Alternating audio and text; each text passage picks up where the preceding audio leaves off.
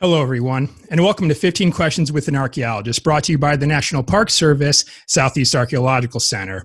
I'm Josh Guerrero, and I'm your host, and this is the show where we're trying to collect as many interviews as we can, where we ask 15 questions with an archaeologist. Each podcast episode will feature one archaeologist answering the same 15 questions. I think it's going to be fun, and we just might learn something. And joining me today, I have Dr. Paul Harrison, who is currently hosting the Profane Humanities podcast. So, Dr. Harrison, thank you so much for taking time for joining me today, and welcome to the show. It's my pleasure. Thanks for having me.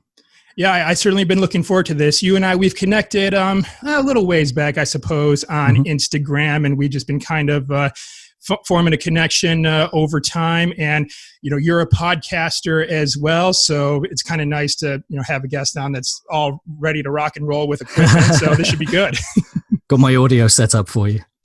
All right. Outstanding. All right. Well, to kick this off, I just want to go ahead and try to learn a little bit more about you. And as I've alluded to, your podcast is the Profane Humanities podcast, formerly the Profane Egyptologist podcast. So you're an Egyptologist. So can you tell us a little bit about your podcast and, some of the other work that you've done so far in archaeology? Yes, of course. Absolutely. If I were to go way back, I started out in rescue archaeology, which was working for the Museum of London. And we would go into building sites where they were about to, develop stuff, mostly in the Docklands area. And we would just try and kind of dig and get a survey of the ground there. And then eventually I went back to college and I did the PhD. And whilst I was there, the Arab Spring happened. And the result of that kind of in London was that a lot of Egyptologists had come back from Egypt and filled all of the job roles I was hoping to get when I graduated. Of course. Good timing. So I decided to kind of sidestep into media, which I'd started doing whilst I was doing the PhD. And long story short, I kind of ended up hooking up with an agent, which was Nigel from Past Preservers, and shooting a pilot for a TV show. That got me more involved in TV work, producing documentaries and getting into kind of TV and film stuff.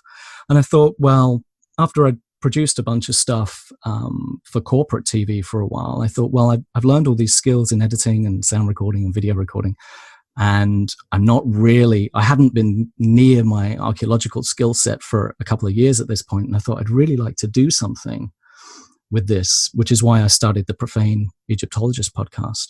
And that was great while it was going, despite a few disruptions along the way. Obviously, you try and have a kind of regular schedule, but obviously life gets in the way when you're I know about that all too well. Yeah, exactly. Yeah. So I decided to have a bit of a hiatus for a while whilst I basically worked on renovating my house and getting my business in line. And, I on the side, I own a business teaching presenting skills to academics and, experts and stuff like that. So I was getting that in order. And then once all the ducks were in a row, I thought, let's relaunch, but let's broaden the scope of it so that it's not, what branding is like. People want you to kind of own one word in their mind. And Egyptology is a great word for people to associate with you, but unfortunately it narrows down your audience so much. Right, quite a bit. Yeah. And I just thought, well, I really want to get into more stuff looking at, other types of archaeology, anthropology, but also pop culture, reception studies, Egyptomania, and environment, because, my undergrad was in environmental science. That's what I came up in, earth sciences. I worked as a park ranger for a number of years. So I'm really into that kind of world.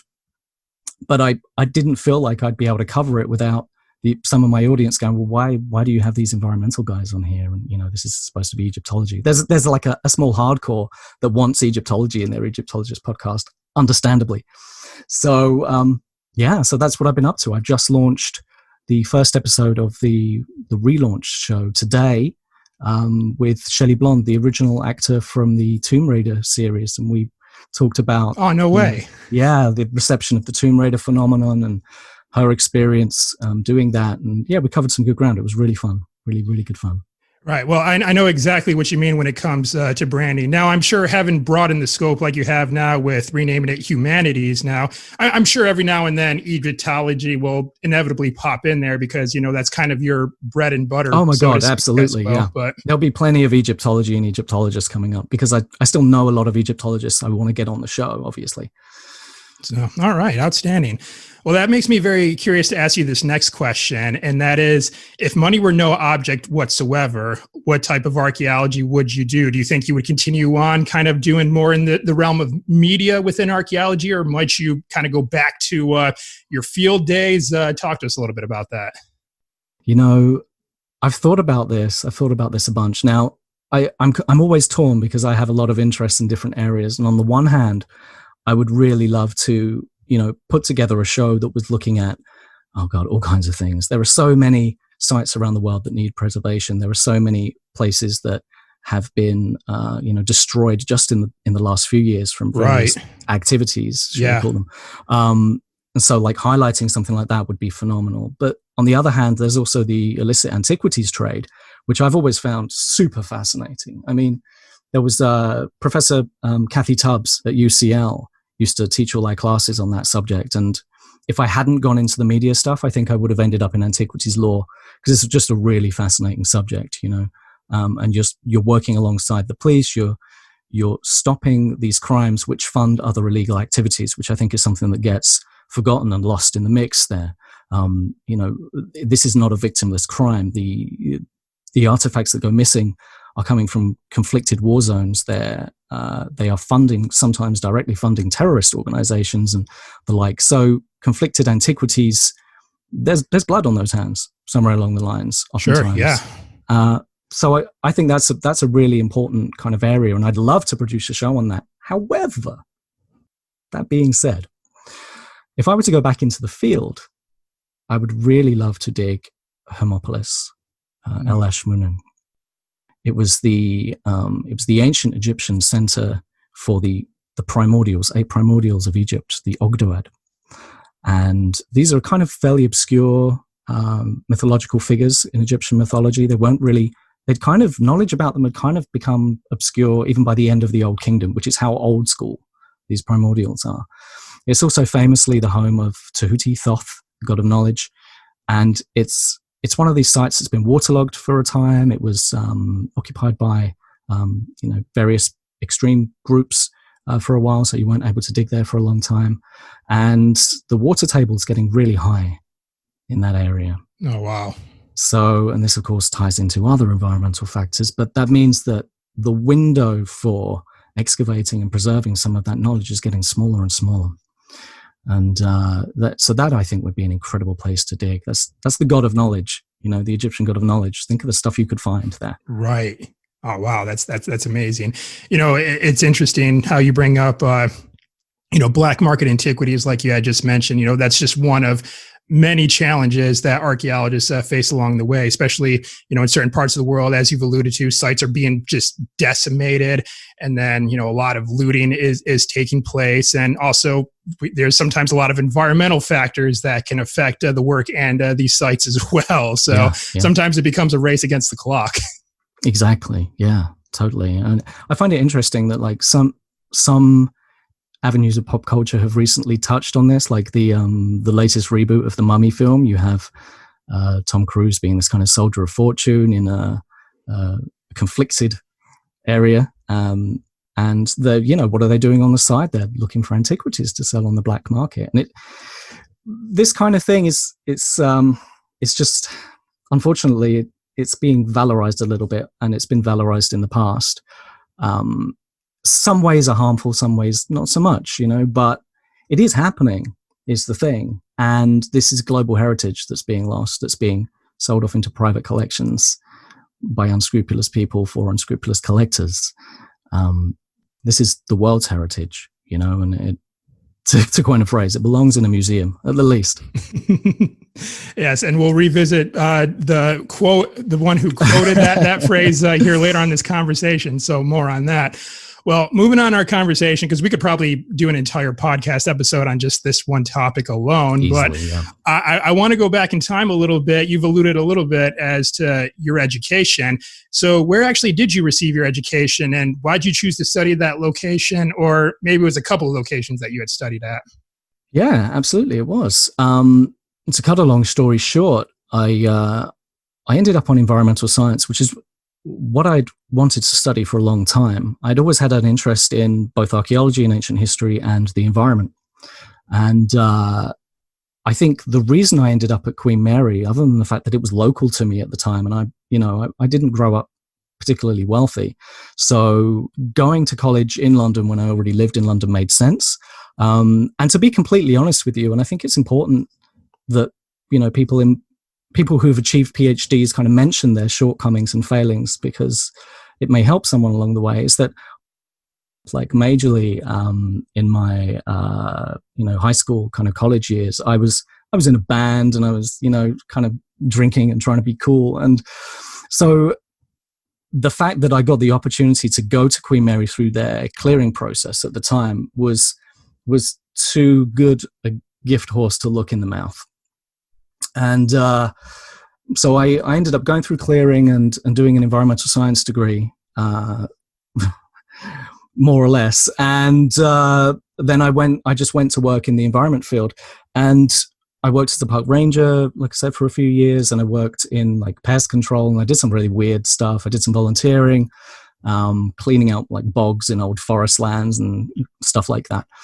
And eventually I became a tree surgeon very briefly. And I very quickly realized, whilst all of my friends were like chopping their hands off and cutting open their hamstrings with the chainsaws, with the accidents in the field, I thought one day I was just doing this tree job, and there was a chainsaw just kicking petrol into my face all day long, and my throat was killing me. I had a really bad headache, and I was doing like 12 hours, working from 8 till 8. And I just thought, this is a really limited shelf life. I was already in my kind of mid-late 20s at this point, and I thought, I'm not going to be wanting to do this in like 10, let alone 20 years. So I got myself back to college, and I signed on to. I'd always wanted to study at UCL. I'd seen their Egyptology program, and I thought it looked great. And you cover regular archaeology. So you go into the archaeology department and you do Egyptology, or Egyptian archaeology is actually technically what it's called there, Egyptian archaeology. So you cover actual archaeological skills, you go on digs, you do the research, you learn the methods, in addition to doing the historical literature, textual stuff that is more commonly associated with Egyptology. And this I thought was great because I wanted some hand-on practical skills, which they were really good at covering. Whilst also getting to, cover the kind of more esoteric stuff that I loved. So that's why I wanted to go to UCL. And I got there through a foundation year process. I had to do a conversion where I basically did courses from every year of the undergrad in 1 year. And I had to ace that to get onto the master's. And the rest is kind of history. I got through that. I got the master's. I got offered the PhD there, and just went for it. So, but it was a wonderful department. There's so many talented people working there, so it was really fun for me. And of course, it was in London, which was helpful to me. Already living in London, it meant I didn't have the additional cost of having to try and go and study. Not everyone who wants to do archaeology comes from the kind of background that will just afford, that. So, yeah. So I worked with what I could, but I was lucky in that I was in the vicinity to some really good people and resources already. All right, absolutely. Well, quick side story. UCL was actually another university that I was kind of toggling between choosing. It was between York and UCL because UCL, as you've alluded to, their archaeology department ranks easily within, I think, like the top 5 for archaeology in the UK. And, York was really up there as well. However, coming over as a foreign student, having to live in London, financially speaking, it's an expensive city. So ultimately I settled on York, but, still a lot of amazing opportunities available at UCL should anyone ever want to study there. So throughout your educational endeavors, as you've alluded to, you've gotten to travel and, do field work in various parts of the world. So can you kind of like take us around the world, so to speak, a little bit and tell us about some of the most interesting sites that you've gotten to work on? Well, to be honest, most of the sites that I got to work on whilst I was both at college and working as a field archaeologist were all in the UK, because it was basically just a limitation of time, really. I was working as a field archaeologist between doing the master's and the PhD, and as you will know, being an archaeologist is very nomadic, but I had a job. So, so that kind of limited how long I could be away for and where I could go. Because I was still working for Ranger Services through most of my academic career, I think. So whilst I got to visit some really cool digs, like over in Cyprus, in Nicosia, and outside Nicosia, and a few sites in Egypt. And I've been to Egypt a few times, but I've never had a chance to actually dig there myself, which is one of the reasons why when you asked where I'd want to dig, one of those places is naturally going to be Egypt, right? Right. So there are, don't get me wrong, there are a lot of Egyptologists who never end up digging at all anywhere, because that's the thing about Egyptology. There's a range, there's kind of a spectrum of diggers on one hand who are like career diggers, to more philological and technical and textual based studies, and that's all good. We need both. Let's face it. But getting back to the question before I ramble on, most of the sites I did were in the UK, and I think the more interesting. There's actually some really interesting stuff. It's funny because you think, oh, I want to go to this like really exotic locale. Like I had friends digging in. Oh, I was so jealous. They were digging in like South America, and they were digging, these phenomenal archaeological sites, or digging, pre-dynastic settlements at Hyrcanopolis and things like that in Egypt. Very, very jealous of that. But you can find some amazing stuff at home as well. So digging in London, we found all kinds of stuff. There's a ton of Roman stuff here. There's prehistoric beaches, so I think that's my message there, is that and maybe that's a cop-out, but you don't have to go far to go, back in time, so to speak. There's plenty of archaeology in your back garden. Just register your finds. Right. Yeah. Make sure you cover your bases. Yeah. Just that's before right. you go out and start cover your digging. back. Yeah. Yeah, for sure. All right. Well, very good. So dialing things in a little bit here, let's talk about artifacts next. And maybe we can hone in on maybe a site within the UK that you had just alluded to. What would you say is perhaps one of the coolest artifacts that you've ever recovered, or maybe in the realm of Egyptology, maybe an artifact that you worked with or gotten to handle? Oh, that's a great question. Oh my God. There are some really good.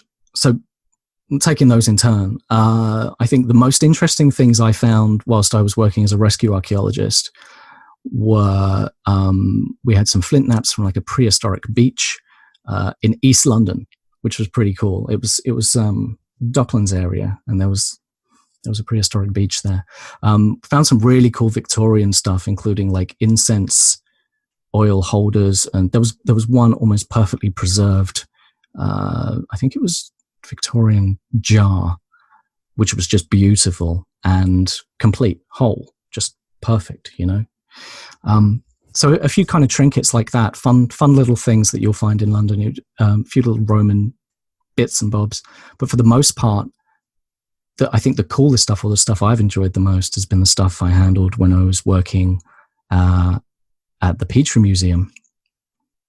The Petrie Museum of Egyptology is based in UCL. For anyone, it's not a big museum. It's not particularly well known, but it's got an incredible collection named after Flinders Petrie, the foundational father of scientific Egyptology, as they call him, becoming a bit more of a controversial figure these days. But he did kind of found scientific Egyptology and set the stage for a lot of the kind of seriation and methods used in broader archaeology as well, scientific archaeology.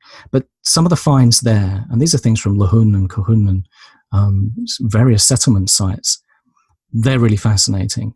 For me, I think the stuff that I find really interesting is stuff like the votive offerings, the small statuettes of deities that are linked to households.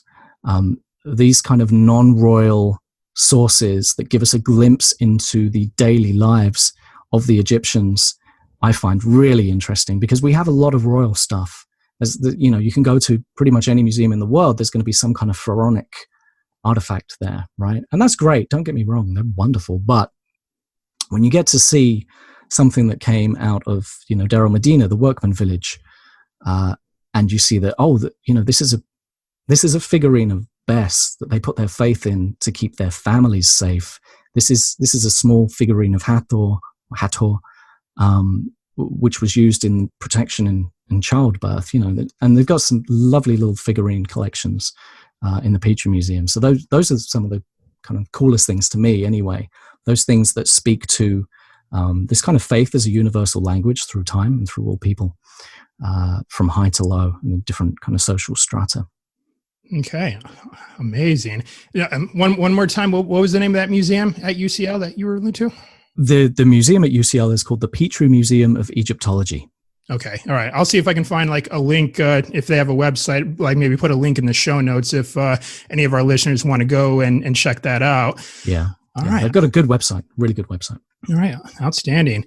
All right. Well, shifting gears a little bit, I want to talk a little bit about mentorship next, because mentorship certainly does play a critical role in archaeology, especially with the development of new up-and-coming archaeologists. It's kind of one of those legacy type professions to a degree. So who has been your mentor, or maybe you've even had a couple of mentors along the way, and how have they influenced you along the way? That's a good question. So I think at UCL, there are, or certainly there were whilst I was there. I don't know so much what the situation is now. A lot of people leave, and like archaeology has a turnover. People go to different professions. Academia has that. But whilst I was there, I mean, there were definitely strong influences from certain figures in Egyptology. In particular, we had people like David Jeffries on the one hand, who's like a lifelong digger in Egypt, focused on Memphis. And he had a really grounded approach to Egyptian archaeology, which I really appreciated. And then at the other end of the spectrum, almost, you've got the more cerebral, not that, Dr. Jeffries isn't cerebral, of course he is, but you've got the more kind of academic side of it, philological side of it. Professor John Tate was really helpful to me along the years, and Stephen Quirk was absolutely priceless when I was doing my PhD, helping me understand kind of the approach to the material as much as the technical details of the material. The hermeneutic side and the ethical side of approaching artifacts was kind of instilled by these people and others. Beverly Butler helped me, figure out what ethnography was. And I think she was kind of pretty pioneering, really, in archaeology for her approach to the Alexandrian archaeology that she was looking at, and the people there and how the people responded themselves to like the reconstruction of the Alexandrian Museum, things like that. Kathy Tubbs, as I mentioned before, with the illicit antiquities trade. David Wengro, there's so many great people, and apologies to anyone who kind of hasn't made the list, because it could be exhaustive, but that would take a long time. But those are a few that stand out and really kind of helped me along the way.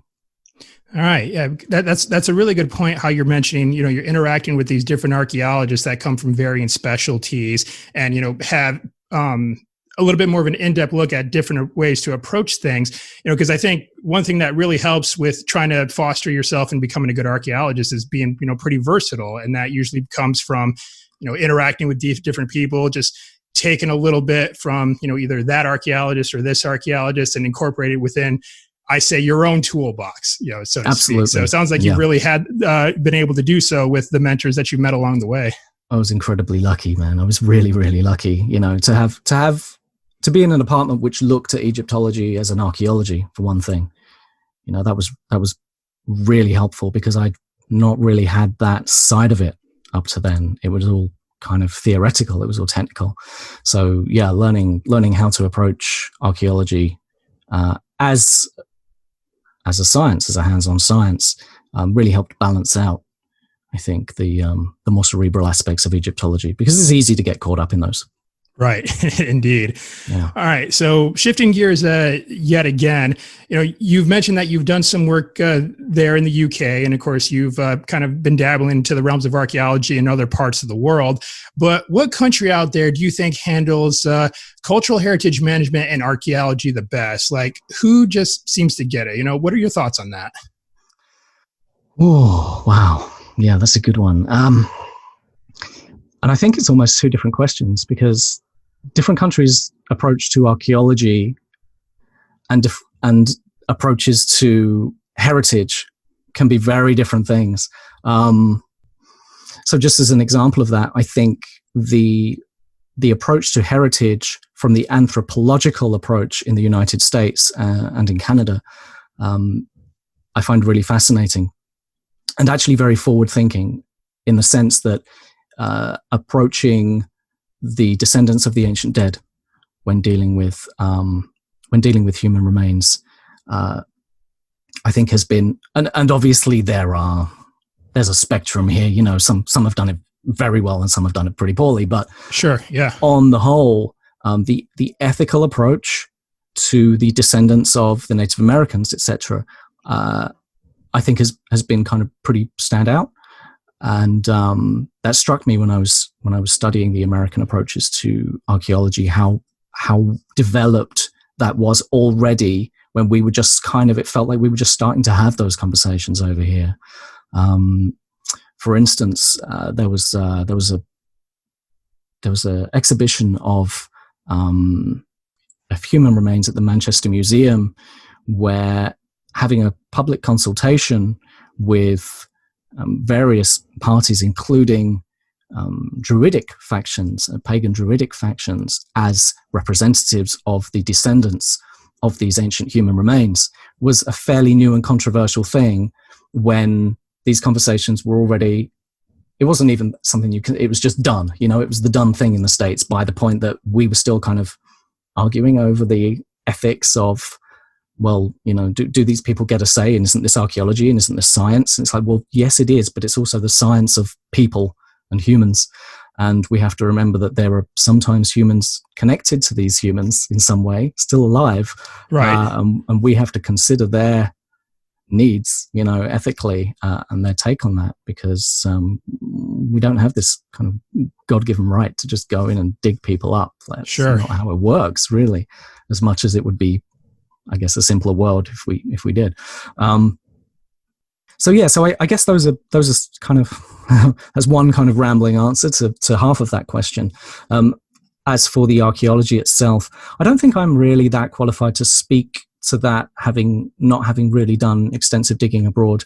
That being said, I think the efforts that I've seen in Egypt, particularly over the last decade or so, to create a more comprehensive record, and really, just like take hold of that heritage and present it, and I think that's progressed really, really well, if I may say so. And really, the rest of it, I think the UK is pretty good, at that kind of stuff, especially on the archaeological side specifically. Maybe not so much. We're still getting to grips with heritage and other voices. But on the archaeological processing side, certainly we've got a lot of experience on that front. So I think it's fair to say there's some damn good, fine specialists here and things like that, and processes at places like the Museum of London, for instance, which is still an active, force. So yeah, but like I say, not super my area, I guess. All right, fair enough. All right, well then, next question that I kind of want to ask you, I want to ask a little bit about volunteers next, which is certainly another critical component within archaeology. Have you had the chance to work alongside other volunteers out in the field throughout your career? Not particularly, because I was in commercial archaeology, so everyone's kind of getting paid. And I think the only time I've volunteered myself a couple of times for various kind of research digs, but they were all attached to my own university. And when I say volunteer myself, I turned up and went, well, I'm just going to take this bunk and just point me somewhere. And then I want to kind of party with all my friends in the evening, because that's what happens at night on sites, you know. So, not all the time, obviously. So, you know, yeah, it's limited exposure to that. I'm happy to, I mean, I must admit. All right, right on. All right, so the next couple questions that I have for you, these are questions that I'm going to say kind of get into the core of what it means to be an archaeologist. And the first of those questions is, what is just the best part about being an archaeologist? I suspect people have probably said this before, but there is nothing like the feeling of finding something, unearthing something, excavating something that no one has seen in centuries, like being the first set of eyes on, and it doesn't even need to be that spectacular to be impressive, being the first set of eyes on a medieval basement where you can just about make out the, you know, the stratigraphy of it, or you know, the layout of something as simple as a Victorian kind of series of walls or something like that. But there are those moments, like I say, where you find something that's just complete. And again, it doesn't have to be spectacular. It doesn't have to be made of gold. You can find a complete jug, and that's incredible. Something that's survived centuries underground, and you're cleaning it off.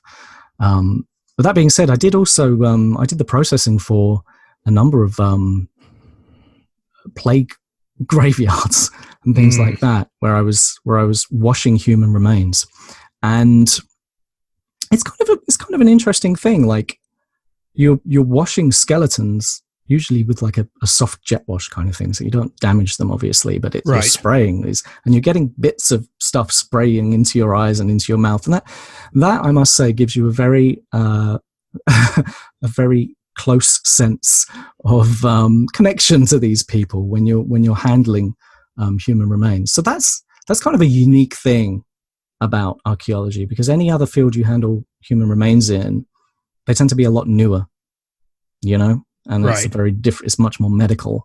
Whereas in archaeology, dealing with human remains, you're kind of trying to kind of respectfully understand these people from the past, but you're also in a very hands-on way. You're cleaning up skeletons, you know, with toothbrushes and things. It's quite a bizarre thing, you know. But that's unique to archaeology. You're not really going to do that in any other profession. Right. Well, going back to your first point, when you mentioned that, just how you feel when you unearth something that's been lost to the world for hundreds, if not thousands of years. Quick side story, if I may say, you'll resonate with this one, because it happened with me when I was in the UK. But when I was on an excavation in Malton, which is a village just east of York, up there in North Yorkshire, I unearthed a shirt of Crambeck ware. And now, for anyone who might not know what that is, it's a shirt of pottery that dates back to the Romans, so about 4th century, pushing close to about 2,000 years old. And, you know, just having only been doing archaeology for less than a year at that point, that was a pretty big deal for me. It wasn't a really big shirt by any means, but it was still a very big deal for me, because I'm thinking, this has been lost to the world for almost 2 millennia until me. Yep, that's right, I found it. yeah, and there's something amazing about that, isn't there? I think we came across some Roman remains, not human remains, I mean, just, you know, general remains, whilst we were doing rescue archaeology, and the whole site had to shut down, because it's like, well, what have you found?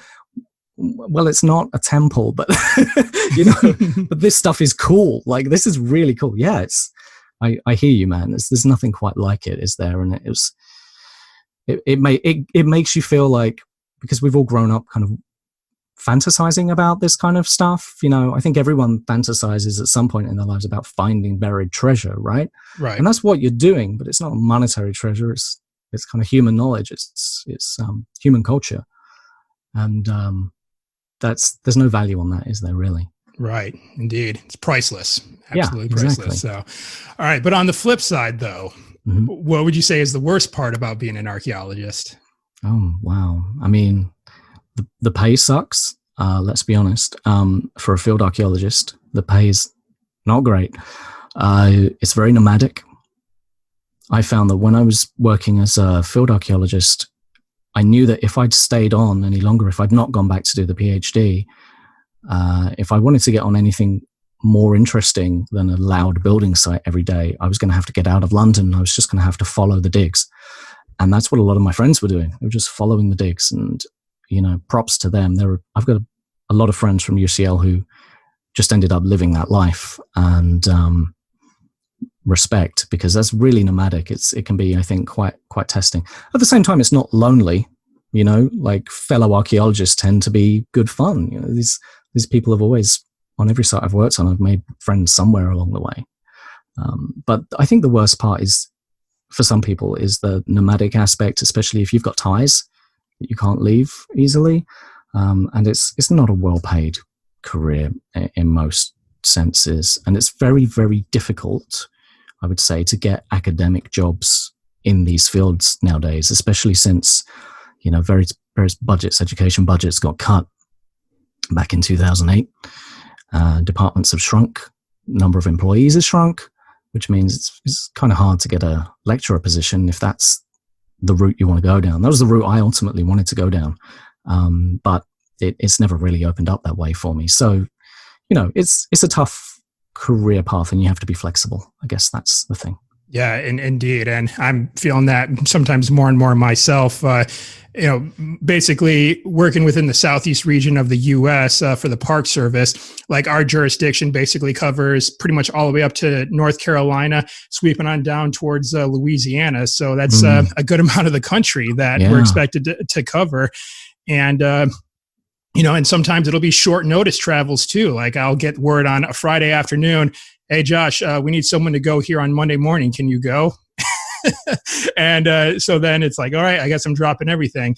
Now, of course, like for me, just being kind of like, not married with no kids at this point, it's fairly easy for me to do so. But of course, if, archaeologists have, families that they're expected to take care of too, it might not be, quite as easy to just get up and go on the drop of a dime like that. So those are interesting points. And I think, it hasn't come up very much in the past on this podcast. So I appreciate you bringing that up. Yeah, I mean, all I can say is my experience of it, and what I've seen my friends dealing with whilst they've been roughing it, trying to build a career from, just graduating into full-time archaeology. And it's something where I would, well, I mean, I'm sure you're going to have a question on this, but it's something where it's like, try it before you buy it. Right. Yes, indeed. All right. So the next question that I want to ask you, and this is a tribute to The Right Stuff, which is a wonderful novel written by Tom Wolfe. I would like to ask you, who is the greatest archaeologist that you have ever seen?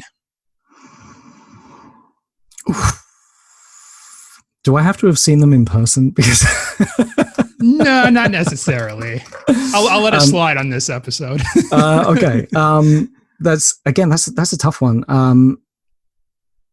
Not having an extensive amount of digging experience outside this country, I feel reticent to kind of name drop on that front. I've heard tell of a lot of really good archaeologists. I know some really, really great archaeologists. My friend Rob Honcho, who was attached to Berkeley for a while, is a fantastic archaeologist, and he was working out in Turkey for a long time on some wonderful sites, and he spoke multiple languages. And so like even some of my peers, I just think, well, next to you, I don't consider myself an archaeologist because you are like a living Indiana Jones. So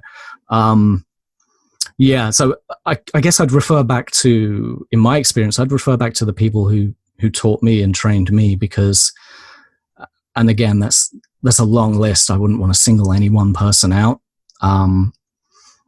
But with respect to the cerebral stuff, I think I was really lucky to work with the people I did. Let's just leave it at that, because they were super smart. And as far as digs go, I mean, everything I learned from a handful of tutors at UCL, some of whom aren't there anymore, unfortunately. But I guess to me, that raises the question of what counts as an archaeologist. And there's quite a few answers to that, I guess. Right. And You're absolutely right. We do come across so many brilliant minds in this profession. So it's kind of hard to say, okay, all of you are awesome, but he or she is just a little bit more awesome than the rest of you. Yeah. I don't think we can really do that. Exactly. Yeah. It's a really tough call. And absolutely. All right. Well, the next couple questions that I want to ask you, these are questions that I'm sure all archaeologists have been asked at one point in time. And the first of those is, have you ever found a dinosaur? As my good friend Mark Buckman-Essel says, we don't do dinosaurs. It's not even a little bit. Yeah, and if we do come across a dinosaur, we've been digging way too deep. So we should probably back off a little bit. we are the wrong people for that job. Absolutely the wrong people. Actually, there's another person I would add. The author of the "We Don't Do Dinosaurs" song, my friend who runs Archaeology Soup. He's a wonderful archaeologist. He's fantastic. He's got a real breadth and depth of knowledge and a really good brain. For me, it comes down to who can contextualize. Who can contextualize really well, and who's got the balance of knowledge they need to understand the ins and outs and the different sides, and and there are a few people I've met in my peer group, like Mark and like Rob and various other people, who are just like spot on. They consider the questions that other people that might not occur to me immediately. Let's put it that way, and I might get there eventually, but they're just there with them. That's a skill I really admire. Right. Level-headedness. Yeah, I think at this point I've lost count of how many times I've been asked this question. So, but it always paints that good golden opportunity to really kind of expand on someone's interest. If they ask you that question, they're clearly interested in the past and certain aspects of the past. So it's a golden moment to really kind of bring archaeology to the fold. Of course, yeah. Yeah, all and right. Help define what it is, I guess. Absolutely. So the next question that I want to ask you that kind of goes along these same lines, and that is, how do you feel about Indiana Jones? I would be lying if I said I didn't grow up admiring Indiana Jones and Lara Croft and all of those kinds of characters. I think Romancing the Stone, that was another one. Can't remember that character's name. I love Indiana Jones, and I recognize that he's becoming an increasingly controversial figure as the norms and boundaries of society change, and certain questions get asked about his practices, all of his practices, both professional, archaeological, and personal. And I think the thing to remember there is that this is a character that is supposed to be a riff on a 1930s pulp character. Mm-hmm. And that genre was a post-colonial exercise, barely post-colonial exercise, that was not particularly self-aware. But what it did do, and I think what Indiana Jones and those stories does do, is bring people in. It helps spread that fascination for a field that we need for the field to survive. If we don't have these pop culture contact points, with people in the non-archaeological world, we disappear into obscurity, and that's not good for the field, and it's not good for our findings. And it's very easy for us as archaeologists to fall into one niche, and to get really caught up on the minutiae of this particular dynasty's type of earthenware. And you can fall into that rabbit hole for a long time.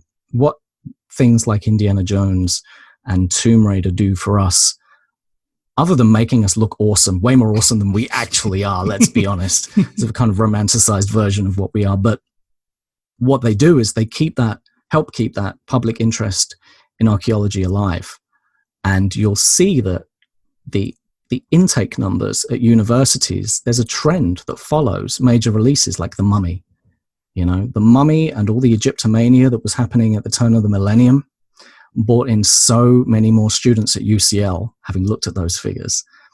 There's just this peak. And then you can kind of see this peak happening around times of discovery, first and foremost. Big discoveries and big news like that helps get people into the field. But pop culture does it as well. So I think we ignore pop culture or denigrate pop culture at our own risk, because really it's part of the thing that feeds us. Right. Yeah, and indeed. And, you make a very interesting point how these pop culture references upon release, how they usually kind of have a little bit of a drive for a while towards moving people in that direction.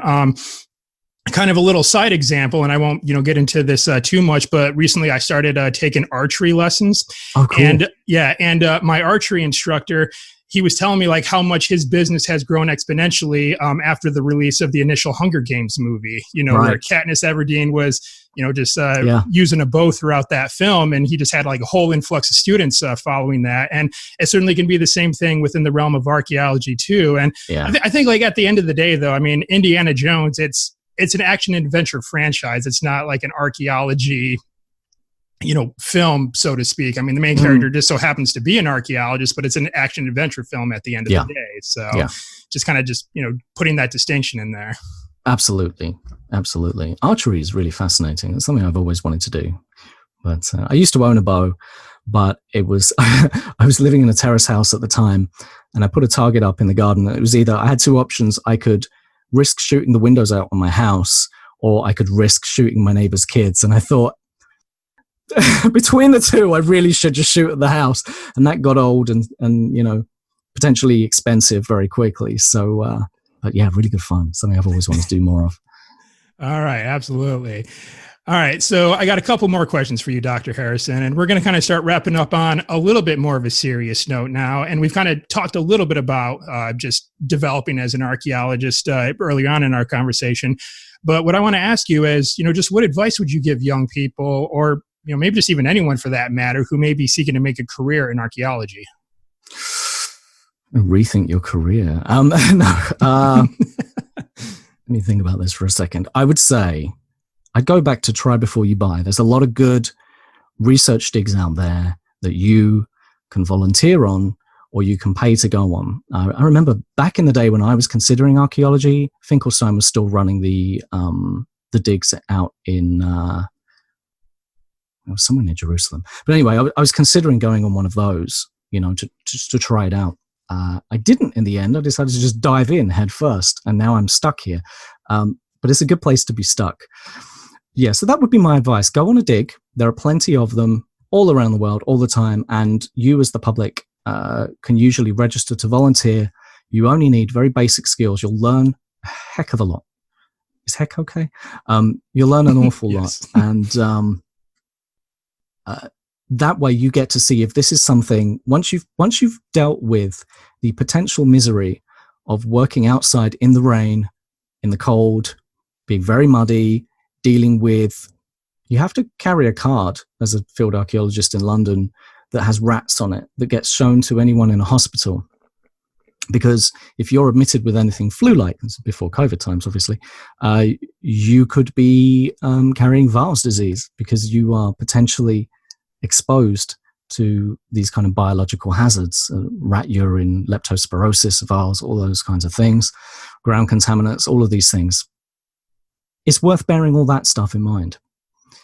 If that's a career if you're comfortable getting filthy and you don't worry about rat pee, not a problem. Maybe it's the field for you. But there's two sides to it. There's the really fun, rewarding side where you get to dig up something incredible. And then there's the day-to-day reality. And this is true of all jobs, obviously. And in rescue archaeology, you're often on a building site. So you've got to bear in mind that it's going to be noisy, it's going to be dirty, it's going to be, and a lot of friends that I have from archaeology, that's their bread and butter now. The university positions are few and far between, as mentioned. So try it out.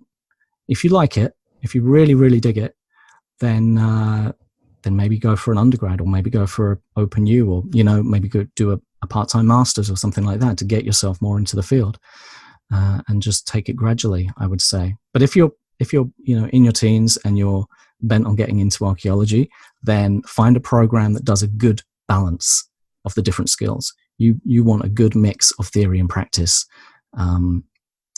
unless you're looking to avoid digging altogether, or you're looking to avoid the technical stuff altogether, in which case then just go for the one that, but follow your passion in the field, and you might find that there's other things that open up as well. I went in really fascinated with Egypt, and I've come out of it fascinated with everything.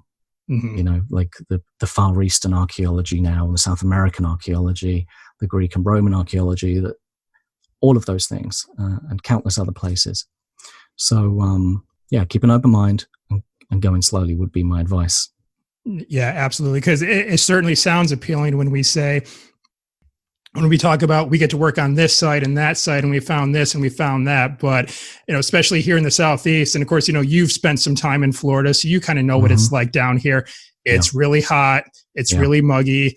I have to check to see if any ticks have latched onto me at the end of the field day and everything. And, ticks can carry some radical stuff themselves. So there's a lot of challenges indeed involved with this profession. But me personally, what I found, and I'm sure you might agree with this too, that the number of good days that we have in this career field vastly outweigh the number of bad days, I'd say. Especially in hindsight. Yeah. It's like, looking back on those bad days, you do look back on them with a little bit of nostalgia. Sometimes I can't just help but laugh. It's like, oh my gosh, that one time it was this and that. And it's, there's a lot of good memories to be made here. Yeah, of course. Absolutely. Yeah. 100%. And that's the other thing. I guess that's a good kind of compliment to what I was saying, is that if you really do love this field, and nothing's going to stop you, you will find many more enjoyable days than bad days, even with the heat and the bugs and the various diseases that you can catch from doing it. It is an adventurous career path. And even if you don't end up digging all the time, like I've ended up going to all kinds of places just from the TV stuff, and I've had the potential to go to more places than I've gone to just because of the way TV works sometimes. But there are so many directions you can go in from doing academic archaeology, or field archaeology even. There are so many options these days. And with things like social media and things like that as well, you can build your own profile and your career to try and kind of channel it in the way you want to take it. You just got to get that experience and those qualifications first. You got to get a good understanding of what it's about. And there's a lot more to archaeology than digging, obviously. There's ethics and context and all those kinds of things. Right. Yeah. So a lot to this for sure. So, but good advice though. I appreciate that. So, but I got one last question for you, and this is a pretty big one too. This final question, and that is, what can the general public do to help protect archaeological sites? A great deal. And I think it starts with showing your interest. There are various organizations around the world that deal with heritage. We've got the National Trust and things like that. But joining such organizations, helping fund the protection of sites is one thing that we can do.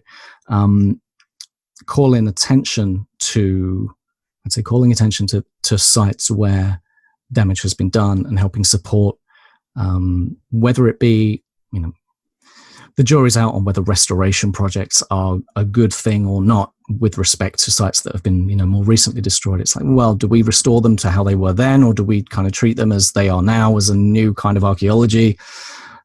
There are lots of questions on that. If there is something in your neighborhood that is ancient and valuable and priceless and irreplaceable, and your local council or governing body is not taking care of that thing, pull them up on it. One example was many years ago, we were trying to get the momentum together to petition Westminster Council to basically give more protection to Cleopatra's Needle on the embankment. And this was, I think, it's one of the needles of Tutmosis III, if I remember correctly. This is a while ago now. But there's enough evidence to suggest that acid deposition, acid rain, and the sulfur dioxide in the air in London is very bad for this kind of stone. Now, recently in Egypt, there's kind of a more hot topic side of this is happening with, various monuments being pulled into the square in Cairo, which was formerly a place of protest. And whether that's good for those monuments or not is another question. So this kind of stuff is happening all over the world. If you want to help protect those things, make your voice heard, get involved with it, sign petitions, just kind of pour the pressure on where you can. Because otherwise they will be left. Like, they're not generally a priority for governing councils and things like that. They just want to go, here, we've got this thing, that's for tourists, we'll do the bare minimum. And that's pretty much how it tends to work. I'm not calling out any particular place for that. It's just how, budgets work, basically. So there's a good start, at least, anyway. All right. Very good.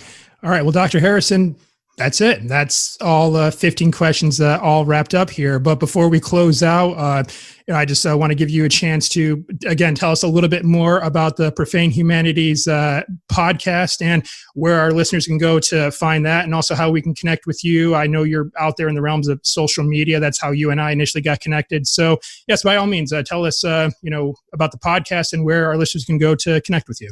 Thank you. Brilliant. Yeah, absolutely. So you can find the podcast is hosted at profanehumanities.com. That's a Podbean site, and that's pushed out. It should be updated on iTunes by now. It wasn't this morning when I checked, but it's pushed out to various different platforms. So you should be able to find that on Google and Spotify and all of those good places where podcasts are hosted. And other than that, what am I working on? I've got a few things out there. There's the Profane Egyptologist book, which is kind of what inspired the podcast, which is about Kemeticism, the reconstruction of ancient Egyptian religion. That's out there. And the various presenting coaching that I do, to shamelessly plug some of the other work I do, which is just kind of born of experience of working as an archaeologist and having to learn to be a TV presenter and producer, which is a whole different story. But that's the kind of stuff I'm doing. You can find me at doc_Harrison on Twitter and Profane Podcast on Instagram. That's where I mostly am at the moment. There's a Dr. Paul Harrison Facebook page there, which is very badly maintained by myself. All right. Well, I'll get all of those linked up in the show notes so the listeners can go and find them there. Thank you. I appreciate that. Yeah, absolutely. Well, Dr. Harrison, I want to thank you very much for taking the time for joining me today. I know I kind of caught you a little bit short notice this week, but I really appreciate you being flexible and, being willing to come on here and sharing all this with myself and the listeners. This has been great. It's my absolute pleasure. Thank you so much for having me. It's been really fun. Absolutely. Really fun. Outstanding. All right, everyone. That's our show for today. Be sure to follow us on Facebook, Twitter, and Instagram at NPSSEAC. That is at NPSSEAC. And be on the lookout for more episodes of 15 Questions with an Archaeologist dropping at the first of every single month. And please remember that since we work for the government, we spell archaeology without the A and the E, so it's just a little bit different when you read it in the title. Thanks so much for tuning in today. I'm Josh Guerrero, and I'll see you in the next episode.